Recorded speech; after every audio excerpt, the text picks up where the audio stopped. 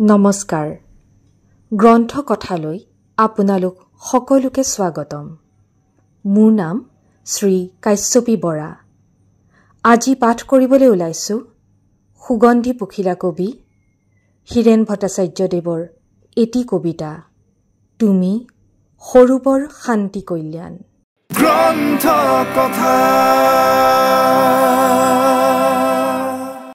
বিদায় নোলোৱাকৈ গুচি যায় নৈ, তেনেকৈ গুচি যোৱাটোৱেই নৈৰ নিয়ম।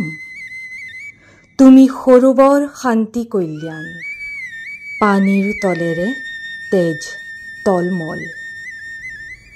তেজ পদুমেৰে ভৰি পৰে সৰু সৰুবৰ, তোমাৰ সৰ্বগন্ধা যুৱতী শৰীৰ। প্ৰমাদত মোৰ কলিজাৰ ভঙা ঘৰ, সুঠাম দুপৰৰ মেজাং কৰি পোহৰৰ ছাট শুকাই প্ৰেমৰ কিংখাপ।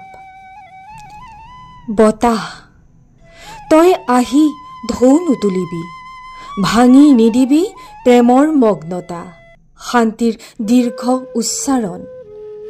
নিৰক্ষৰ আকাশ ফলিত মেঘৰ কলীয়া আখৰ, আজি ৰাতি বৰষুণ হ'ব, অমল বৰষুণ। শিল্পৰ কৰ্ষণে তল ওপৰ কৰে সৃষ্টিৰ মাটি, মাটি পানীয়ে মোক ঢাকি দিব, ঢাকি দিয়ক। শস্যহীন নিৰ্বীজ প্ৰকৃতি আৰু মোৰ বিনষ্ট কবিতাৰ ভ্ৰূণ।